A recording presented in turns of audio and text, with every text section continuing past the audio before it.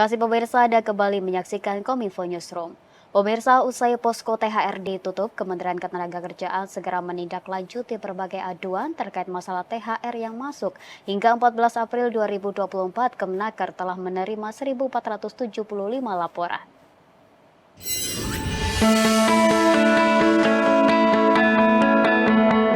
Kementerian Ketenagakerjaan telah menutup posko aduan terkait proses pembayaran tunjangan hari raya oleh perusahaan kepada karyawan. Kemenaker bersama Dinas-Dinas Ketenagakerjaan akan segera menindaklanjuti berbagai aduan terkait masalah THR yang masuk. Hingga 14 April 2024, sudah ada 1.475 laporan yang masuk terkait tunjangan hari raya keagamaan dengan jumlah perusahaan yang diadukan sebanyak 930 perusahaan. Beberapa jenis aduan yang masuk diantaranya THR tidak dibayarkan, THR dibayarkan tidak sesuai ketentuan, hingga THR telat dibayarkan. Sekjen Kemenaker Anwar Sanusi memastikan bahwa pihaknya akan terus mengawal aduan-aduan tersebut karena THR adalah hak para pekerja atau buruh. Sebelumnya Kemenaker membuka posko THR 2024 untuk memfasilitasi pengaduan dari pihak pekerja atau buruh dan perusahaan terkait pembayaran THR. Posko tersebut dapat berperan sebagai tempat konsultasi mengenai THR. Selain dapat dikunjungi secara langsung di kantor Kemenaker, posko THR juga dapat diakses melalui laman situs posko-thr.kemenaker.go.id.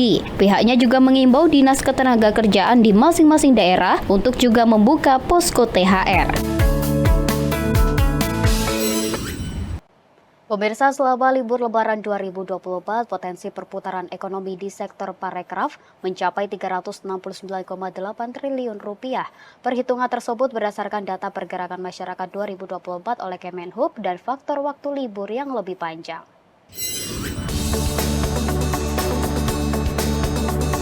Adiatama Kepariwisataan dan Ekonomi Kreatif Ahli Utama Kemenparekraf Nia Niscaya menyebut potensi perputaran ekonomi di sektor pariwisata dan ekonomi kreatif selama periode libur Lebaran 2024 mencapai 369,8 triliun rupiah. Nilai tersebut didapatkan berdasarkan perhitungan bahwa 90% masyarakat yang mudik Lebaran juga melaksanakan wisata dan membeli produk ekonomi kreatif. Setiap wisatawan Nusantara rata-rata mengeluarkan 2,3 juta saat berwisata selama libur Lebaran. Sementara berdasarkan durasi perjalanan, wisatawan dengan durasi perjalanan 1 hari mampu mengeluarkan dana sebesar Rp904.500. Kemudian untuk wisatawan dengan durasi wisata 2 hingga 4 hari, diperkirakan menghabiskan uang sebanyak Rp3,5 juta. Bepergian selama seminggu sebesar 6,4 juta dan lebih dari 7 hari sebesar 7,5 juta rupiah. Adapun struktur pengeluaran masyarakat turut ditopang oleh pengeluaran untuk akomodasi, transportasi, konsumsi, hingga oleh-oleh. Perhitungan tersebut dihitung berdasarkan data proyeksi pergerakan masyarakat pada libur Lebaran 2024 oleh Kementerian Perhubungan serta dengan mempertimbangkan faktor pendorong lainnya, di antaranya peningkatan pergerakan, waktu libur atau cuti bagi ASN yang lebih panjang, serta peningkatan daya beli masyarakat. Hal ini juga didukung oleh peningkatan pergerakan, waktu liburan atau cuti yang lebih panjang. Karena tahun ini lebih panjang dari tahun kemarin dan juga adanya izin ASN boleh cuti lanjutan gitu ya. Kemudian juga ada peningkatan daya beli masyarakat. Bahkan juga survei Litbang Kompas mengatakan bahwa responden menyiapkan anggaran lebih besar dibanding tahun lalu.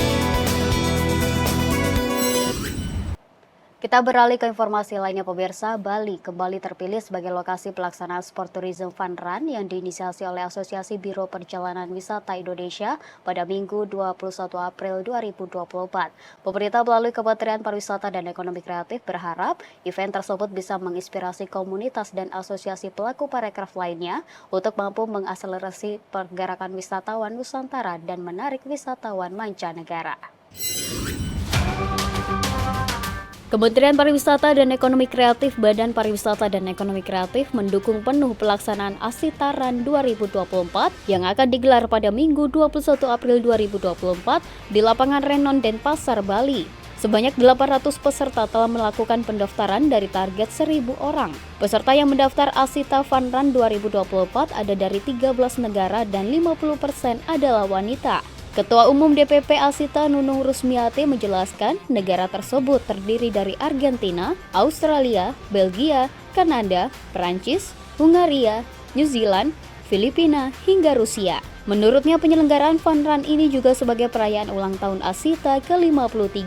Mudah-mudahan memang ini adalah suatu event dan tentunya Pak Menteri juga suka lari, kemudian juga ini tren dan kemudian sehat dan simple, dan mudah-mudahan ini juga menjadi Dan mendatangkan wisatawan. pastinya justru makanya mendatangkan dari 13 negara yang poinnya tentunya Asita yang kita sudah ada marketnya dan memang selalu berpatokan atau kita diskusi bagaimana mendatangkan wisatawan mancanegara ke Indonesia. Kita jangan kalah dengan negara tetangga, itu poinnya, dan tentunya berbangga di wisata di Indonesia, aja. Direktur Pemasaran Pariwisata Nusantara Kemenparekraf Bapak Rekraf Dwi Marhenyono menambahkan event-event serupa bisa diperbanyak untuk mengakselerasi pencapaian target 14,3 juta kedatangan wisatawan mancanegara dan 1,25 miliar hingga 1,5 miliar pergerakan wisatawan Nusantara pada 2024. Ini membantu pencapaian target kita. Betul. KPI kita yang tahun ini ditarget 14,3 juta wisatawan asing. Tadi sudah disebutkan buruh, sudah ada beberapa negara yang hadir.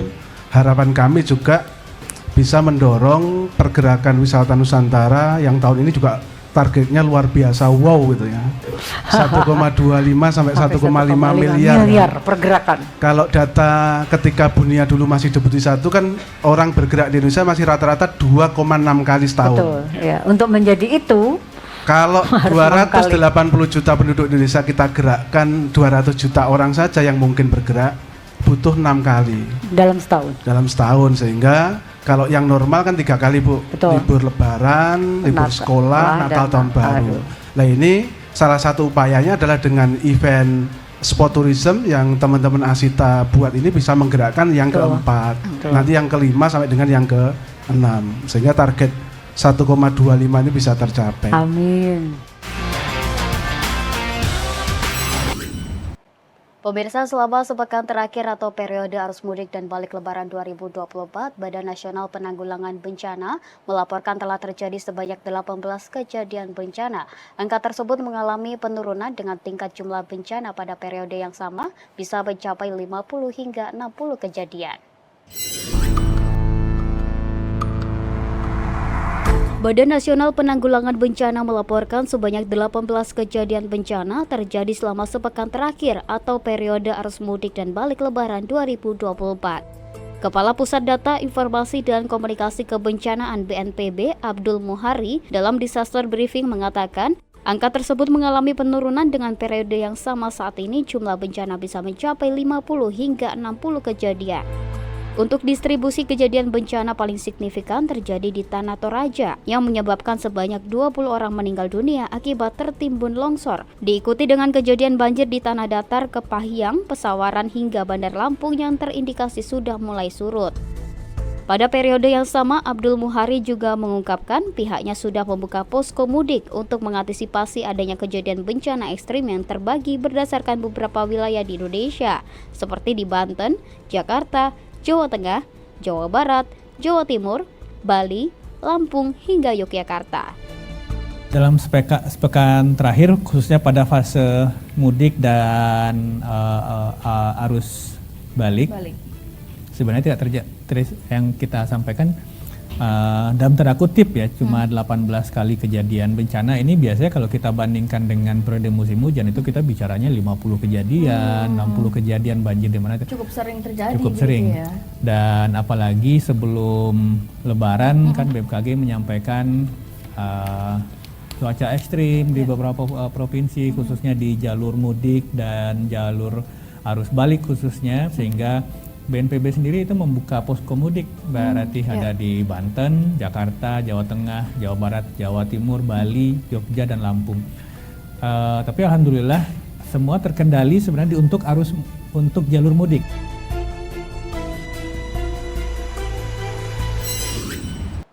Pemirsa, usai jeda, Kominfo Newsroom akan hadir dengan dialog mengenai pelindungan konsumen OJK efektifkah melindungi sesaat lagi.